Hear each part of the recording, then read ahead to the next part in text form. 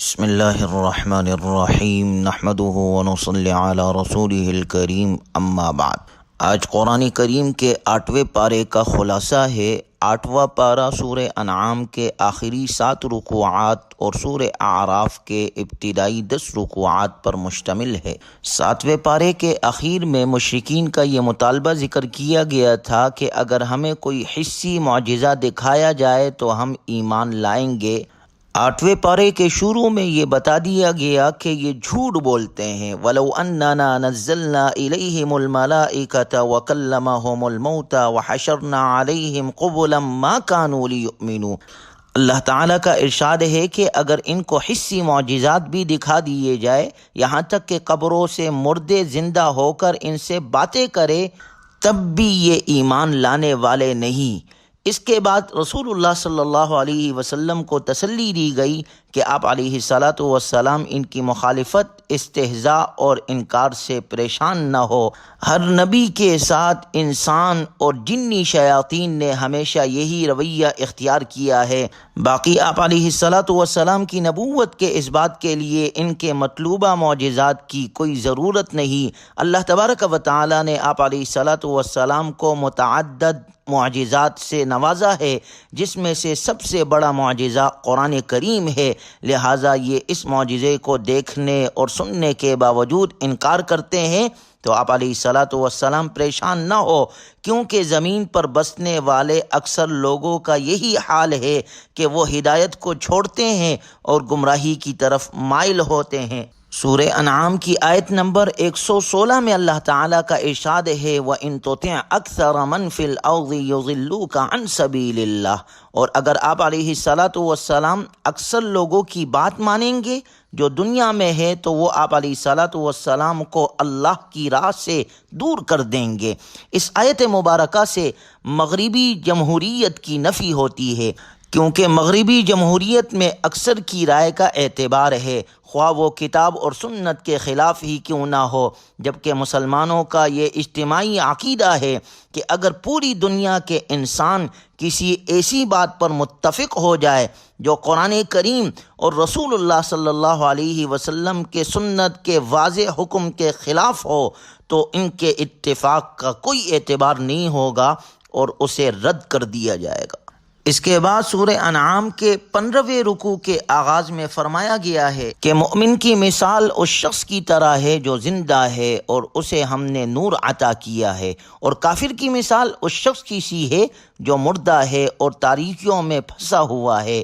ایمان اور ہدایت صرف اللہ کے ہاتھ میں ہے، وہ جسے چاہتا ہے اسے نوازتا ہے۔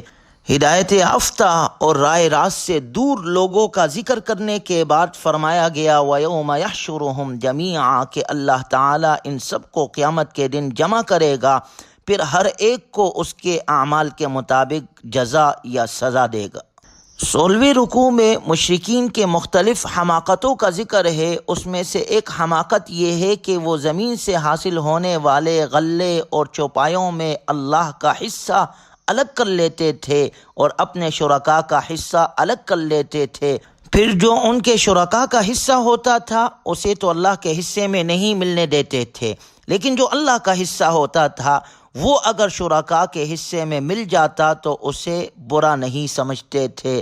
ساء ما یحکمون، کیا ہی برا فیصلہ کرتے تھے۔ ان کی دوسری حماقت یہ تھی کہ وہ اپنی بیٹیوں کو فقر اور عار کی وجہ سے قتل کرتے تھے۔ رسول اللہ صلی اللہ علیہ وسلم کے احسانات میں سے ایک بڑا احسان یہ ہے کہ آپ علیہ الصلاۃ والسلام نے اپنے زبان سے اور اپنے عمل سے یہ سمجھایا کہ بیٹی کا وجود نہ تو عار کا ذریعہ ہے اور نہ ہی فقر اور غربت میں اضافے کا سبب ہے۔ مشرکین کی تیسری حماقت قرآن نے یہ بتلائی کہ انہوں نے چوپایوں کو مختلف قسموں میں تقسیم کر رکھا تھا۔ بعض وہ تھے جو کاہنوں اور مذہبی پیشواؤں کے لیے مختص تھے، بعض وہ تھے جن پر سوار ہونا اور ان سے کسی بھی طرح فائدہ اٹھانا جائز نہیں سمجھتے تھے، اور بعض وہ تھے جنہیں ذبح کرتے وقت اللہ کے بجائے بتوں کے نام ذکر کرتے تھے۔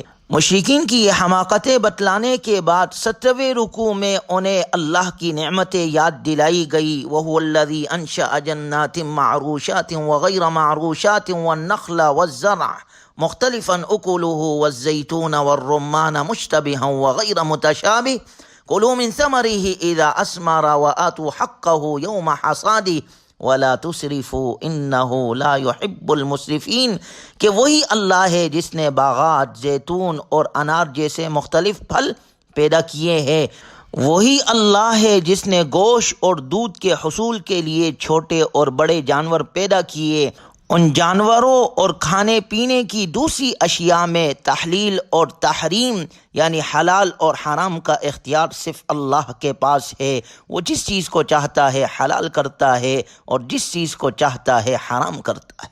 مشرکین کے عقائد اور دعووں کی تردید کے بعد سورہ انعام کے 19ویں رکوع کی وہ مشہور آیات ہے جن میں اللہ تعالیٰ نے ایسی 10 وصیتیں بیان فرمائی ہے جس پر ساری آسمانی شریعتیں متفق ہے، اور تمام ادیان ان پر عمل کی دعوت دیتے ہیں، کیونکہ ان پر عمل کرنے سے انسانی سعادت کی حفاظت ہوتی ہے اور اسے دنیا اور آخرت میں عزت و کرامت کی وہ زندگی حاصل ہوتی ہے جو اللہ تعالی انسان کو دینا چاہتا ہے۔ قل تعالوا اتل ما حرم ربکم علیکم الا تشرکوا بہ شیئا وبالوالدین احسانا۔ پہلی وصیت یہ ہے کہ صرف اللہ کی عبادت کی جائے اور اس کے ساتھ کسی کو شریک نہ ٹھہرایا جائے۔ دوسری وصیت یہ ہے کہ والدین کے ساتھ اچھا سلوک کیا جائے اور انہیں اپنی زبان اور عمل سے تکلیف نہ دی جائے۔ تیسری وصیت وَلَا تَقْتُلُوا أَوْلَادَكُم مِّنْ إِمْلَاقٍ، کہ اولاد کو فقر کے ڈر سے یا عار کے خوف سے نہ قتل کیا جائے۔ چوتھی وصیت وَلَا تَقْرَبُوا الْفَوَاحِشَ مَا ظَهَرَ مِنْهَا وَمَا بَطَنَ، کہ ہر قسم کے فواحش اور برائیوں سے بچا جائے، خواہ وہ خفیہ ہو یا علانیہ ہو۔ پانچویں نمبر پر وَلَا تَقْتُلُوا النَّفْسَ الَّتِي حَرَّمَ اللَّهُ إِلَّا بِالْحَقِّ، یہ کہ انسان کو ناحق قتل کرنا حرام ہے، یہ بدترین گناہ ہے۔ چھٹے نمبر پر وَلَا تَقْرَبُوا مَالَ الْيَتِيمِ إِلَّا بِالَّتِي هِيَ أَحْسَنُ حَتَّى يَبْلُغَ أَشُدَّهُ، کہ یتیم کے مال میں ناجائز تصرف نہ رکھا جائے۔ ساتویں نمبر پر وَأَوْفُوا الْكَيْلَ وَالْمِيزَانَ، کہ ناپ تول کو پورا کیا جائے۔ آٹھویں نمبر پر وَإِذَا قُلْتُمْ فَاعْدِلُوا وَلَوْ كَانَ ذَا قُرْبَىٰ، کہ سارے انسانوں کے درمیان عدل کو ملحوظ نظر رکھا جائے، خواہ کوئی اپنا قریبی ہو یا دشمن ہو۔ نویں نمبر پر وَبِعَهْدِ اللَّهِ أَوْفُوا، کہ اللہ کے عہد کو پورا کیا جائے۔ اور 10ویں نمبر پر فرمایا وَأَنَّ هَٰذَا صِرَاطِي مُسْتَقِيمًا فَاتَّبِعُوهُ، کہ صراط مستقیم ہی کی اتباع کی جائے اور مختلف راستوں پر چلنے سے احتراز کیا جائے۔ یہ وصیتیں بیان کرنے کے بعد اللہ نے اپنے نبی صلی اللہ علیہ وسلم کو حکم دیا کہ آپ علیہ الصلاۃ والسلام علی الاعلان کہہ دیجئے قل اننی ہدانی ربی الی صراط مستقیم دینا قیما ملت ابراہیم حنیفا وما کان من المشرکین، کہ مجھے اللہ تعالیٰ نے دین حق کی ہدایت دی ہے، یہی ابو الانبیاء حضرت ابراہیم علیہ الصلاۃ والسلام کا دین تھا۔ صراط مستقیم خالص دین پر عمل کرنا ہے، یعنی ہر معاملے میں یکسو ہو کر اللہ کی اطاعت کرنا۔ اس کی عملی مثال حضرت ابراہیم علیہ الصلاۃ والسلام کی حیات مبارکہ ہے، جنہوں نے ہر محبت کو اللہ کی محبت کے سامنے قربان کر دیا۔ گویا سیدھے راستے کا تقاضا یہ ہے کہ ہم اس بات کا ثبوت پیش کریں ان صلاتی و نسکی و محیای و مماتی للہ رب العالمین، کہ بے شک میری نماز اور میری قربانی اور میرا جینا اور میرا مرنا اسی اللہ کے لیے ہے جو تمام جہانوں کا رب ہے۔ گویا مسلمانوں کے سارے افعال اور اعمال، ہر عمل خالصتاً اللہ کے لیے ہونا چاہیے۔ سورہ انعام کا اختتام اس بات پر ہوا ہے کہ یہ دنیا اور جو کچھ اس میں ہے یہ ابتلاء اور آزمائش کے لیے ہے، تاکہ مؤمن اور کافر، نیک اور بد میں فرق ہو جائے۔ اس کے بعد سورہ اعراف شروع ہوتی ہے جو 206 آیات اور 24 رکوعات پر مشتمل ہے، جس میں سے 10 رکوعات 8ویں پارے میں ہے۔ چونکہ اس صورت مبارکہ میں اعراف کا ذکر ہے جو کہ جنت اور جہنم کے درمیان ایک مقام ہے، اسی نسبت سے اس صورت کو سورہ اعراف کہا جاتا ہے۔ اس صورت کی ابتدا میں رسول اللہ صلی اللہ علیہ وسلم کے دائمی معجزہ یعنی قرآن کریم کا ذکر ہے، جو کہ سارے انسانوں کے لیے اللہ کی سب سے بڑی نعمت ہے۔ پھر اس صورت مبارکہ میں انسان کو اللہ کی اس نعمت کی طرف بھی متوجہ کیا گیا ہے کہ اس نے سب انسانوں کو ایک ہی باپ سے پیدا کیا کہ سب بنی آدم ہے، آدم علیہ الصلاۃ والسلام کی اولاد ہے، تاکہ انسان آپس میں ایک دوسرے کے ساتھ تعاون کرے اور اس بات کو یاد رکھے کہ وہ آپس میں بھائی بھائی ہے۔ اسی طرح اس صورت مبارکہ میں انسان کو اللہ تعالیٰ نے جو تکریم بخشی ہے اس کا بھی ذکر ہے، وہ یہ کہ اللہ تعالیٰ نے پہلے انسان کو اپنے ہاتھوں سے پیدا کیا، پھر اس میں روح پھونکی اور فرشتوں کو اس کے سامنے سجدہ کرنے کا حکم دیا۔ اس قصے کے ضمن میں شیطان کے مکر و فریب سے بچنے کی بھی تلقین کی گئی ہے، کیونکہ وہ انسان کا ابدی دشمن ہے اور مکار دشمن ہے۔ اس لیے اللہ نے فرمایا ان الشیطان لکم عدو فاتخذوہ عدوا، شیطان تمہارا دشمن ہے، اسے اپنا دشمن سمجھو۔ پھر سورہ اعراف کی ایک قابل ذکر خصوصیت یہ ہے کہ اس سورت مبارکہ میں اللہ تعالیٰ نے مسلسل 4 بار انسان کو یا بنی آدم کے صیغے سے خطاب فرمایا ہے۔ یہ 4 ندائے سورہ اعراف کے علاوہ کسی اور سورت میں نہیں ہے۔ سورہ اعراف کی 27ویں آیت میں اللہ نے لباس کی نعمت کا ذکر کرتے ہوئے ارشاد فرمایا یا بنی آدم قد انزلنا علیکم لباسا یواری سوآتکم وریشا، اے اولاد آدم ہم نے تمہارے لیے لباس اتارا ہے جو تمہارے ستر کو بھی چھپاتا ہے اور زینت کا بھی باعث ہے، وَلِبَاسُ التَّقْوَى ذَلِكَ خیر، اور تقوی کا لباس سب سے بہتر ہے۔ اس کے بعد 27ویں آیت میں اللہ تعالیٰ نے ابلیس کے فتنے سے بچنے کی تلقین فرمائی یا بنی آدم لا یفتننکم الشیطان کما اخرج ابویکم من الجنہ، اے اولاد آدم کہیں شیطان تم کو بہکا نہ دے جیسے اس نے تمہارے ماں باپ کو جنت سے نکال دیا تھا۔ ینزع عنہما لباسہما لیریہما سوآتہما، ان کے لباس اتروا دیے تاکہ ان کا ستر دکھا دے۔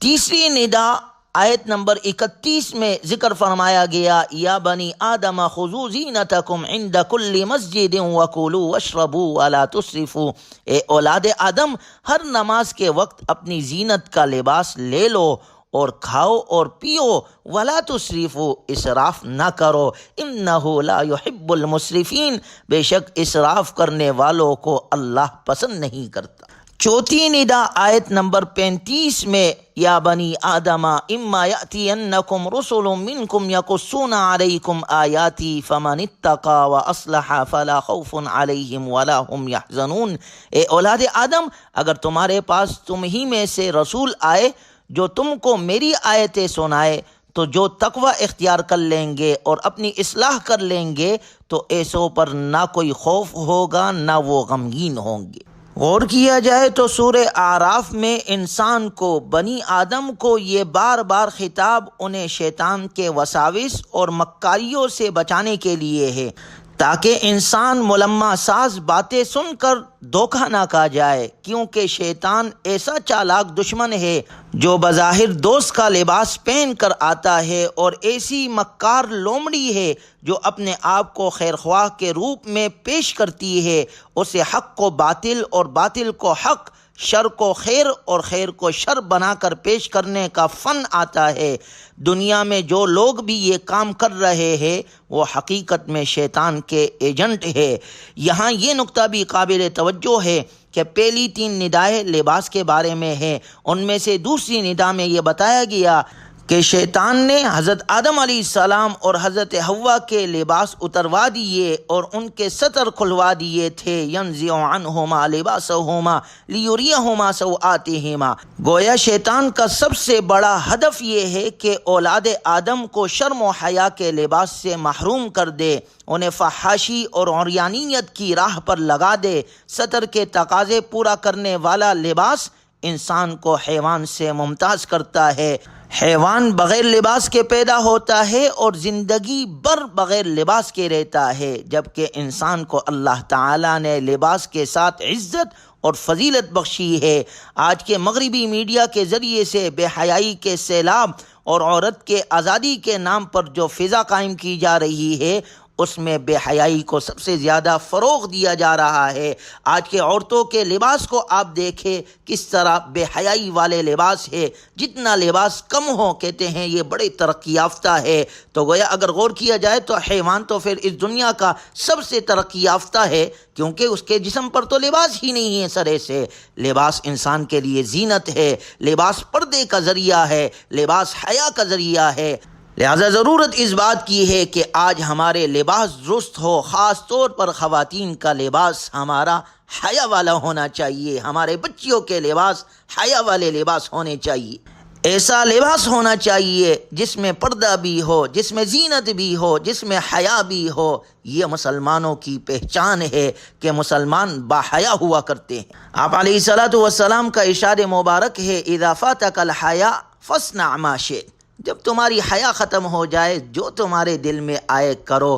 گویا شیطان بھی انسان پر پہلا حملہ جو کرتا ہے انسان کو بے حیا بناتا ہے، اس کے بعد پھر نماز سے، روزے سے اور نیک اعمال سے دور کرتا ہے۔ اللہ تبارک و تعالی ہمیں حیا پاک دامنی والی زندگی نصیب فرمائے۔ بے حیائی سے، طغیانی اور سرکشی سے اللہ ہمیں اور ہمارے نسلوں کو محفوظ فرمائے۔ اس کے بعد سورہ اعراف کے 5ویں اور 6ٹھے رکوع میں اللہ تبارک و تعالی نے ایسے دو گروہوں کا ذکر کیا ہے جو فکر اور نظر، عقیدہ اور عمل کے اعتبار سے ایک دوسرے کی ضد ہے۔ ایک گروہ کفر پر زندگی گزارنے والا، دوسرا گروہ ایمان پر زندگی گزارنے والا۔ ان دونوں گروہوں کا اللہ نے ذکر فرمایا، وَنَادَى أَصْحَابُ الْجَنَّةِ أَصْحَابَ النَّارِ أَنْ قَدْ وَجَدْنَا مَا وَعَدَنَا رَبُّنَا حَقًّا فَهَلْ وَجَدْتُم مَّا وَعَدَ رَبُّكُمْ حَقًّا۔ یہ دونوں گروہ جب اپنے اپنے ٹھکانے پر پہنچیں گے تو قرآن کہتا ہے کہ ان کے درمیان مکالمہ ہوگا۔ اہل جنت دوزخیوں سے سوال کریں گے کہ کیا تمہیں آج اللہ کے وعدوں کے سچ ہونے کا یقین آیا ہے یا نہیں؟ اہل دوزخ وہ جواب میں اقرار کریں گے کہ ہاں ہم نے وعدوں کو سچا اور برحق پایا۔ اس کے بعد ایک تیسرے گروہ کا بھی ذکر ہے، وَنَادَى أَصْحَابُ الْأَعْرَافِ رِجَالًا يَعْرِفُونَهُمْ بِسِيمَاهُمْ، جسے قرآن کریم نے اصحاب اعراف کا نام دیا ہے۔ یہ وہ لوگ ہوں گے جو مومن تھے لیکن اعمال صالحہ میں دوسرے جنتیوں سے پیچھے رہ گئے ہوں گے۔ انہیں نہ تو جنت میں داخل کیا جائے گا اور نہ ہی دوزخ میں، بلکہ ان کا فیصلہ مؤخر کر دیا جائے گا، لیکن بالآخر اللہ تعالیٰ ان کو بھی جنت میں داخل ہونے کی اجازت عطا فرمائیں گے۔ اس کے بعد سورہ اعراف کے 7ویں رکوع میں توحید کے 3 اہم دلائل کا ذکر ہے، ان ربکم اللہ الذی خلق السماوات والارض فی 6 ایام ثم استوى علی العرش، کہ تہ بتہ 7 آسمان جن میں سے ہر ایک دوسرے کے مقابلے میں ایسے ہے جیسے قبہ ہوتا ہے۔ یہ 7 آسمان وسعت اور عظمت کے باوجود کسی ستون کے بغیر کھڑے ہیں۔ رحمان کا عرش جس کی وسعت کا یہ حال ہے کہ سارے آسمان اور ساری زمین اس کا احاطہ نہیں کر سکتے، اور کسی کا خیال اس کی عظمت کا تصور بھی نہیں کر سکتا۔ تیسری دلیل جو یہاں بیان کی گئی ہے وہ سورج، چاند اور ستاروں کی تخلیق ہے۔ یہ سب چیزیں اللہ کی مشیت اور غلبے کے تحت ہے۔ یہ ایسی فضا میں تیر رہے ہیں جس کی وسعتوں کا کسی کو بھی اندازہ نہیں، نہ تو یہ آپس میں ٹکراتے ہیں اور نہ ہی اپنے احاطے سے باہر نکلتے ہیں۔ یہ دلائل ذکر کرنے کے بعد 8ویں رکوع میں حضرت نوح علیہ الصلوۃ والسلام کا ذکر ہے کہ انہوں نے اپنے قوم کو اللہ کی دعوت دی، لیکن جب قوم نہیں مانی تو قوم طوفان میں غرق ہو گئی۔ 9ویں رکوع میں حضرت ہود علیہ الصلوۃ والسلام کا ذکر ہے، انہوں نے اپنے قوم سے کہا، یا قوم اعبدوا اللہ ما لکم من الہ غیرہ، اے میری قوم اللہ کی عبادت کرو، اس کے سوا کوئی تمہارا معبود نہیں۔ قوم نے جواب دیا، انا لنراک فی صفاحۃ وانا لنظنک من الکاذبین، کہ ہم تو یقینی طور پر دیکھ رہے ہیں کہ تم بے وقوفی میں مبتلا ہو، اور بے شک ہمارا گمان یہ ہے کہ تم ایک جھوٹے ہو، نعوذ باللہ۔ جب قوم عاد نے اپنے پیغمبر ہود علیہ الصلوۃ والسلام کا مذاق اڑایا اور ان کی تعلیمات سے انکار کیا تو اللہ تبارک و تعالی نے ان پر ہوا کا عذاب بھیجا۔ اس کے بعد 10ویں رکوع میں قوم سمود کا ذکر ہے، انہیں بھی صالح علیہ الصلوۃ والسلام نے اللہ کی عبادت کا حکم دیا، جب انہوں نے عبادت نہیں کی، اللہ کے نبی کا حکم نہیں مانا تو یہ بھی ہلاک ہو گئی۔ اس کے بعد قوم لوط کا ذکر ہے کہ جن میں بے حیائی پائی جاتی تھی، انہوں نے جب لوط علیہ الصلوۃ والسلام کی بات کو نہیں مانا تو وہ بھی ہلاک ہو گئے، اللہ نے ان پر آسمان سے پتھر برسائے۔ ان تمام نافرمان قوموں کا ذکر کرنے کا مقصد یہ ہے کہ جو بھی قوم اللہ کی نافرمانی کرے گی اور اپنی نبی کی تعلیمات کا انکار کرے گی تو اللہ کے عذاب سے بچ نہیں سکتی۔ اللہ ہمیں ہر قسم کی نافرمانی سے محفوظ فرمائے اور قرآنی تعلیمات پر عمل کرنے کی توفیق عطا فرمائے۔ وآخر دعوانا ان الحمد للہ رب العالمین۔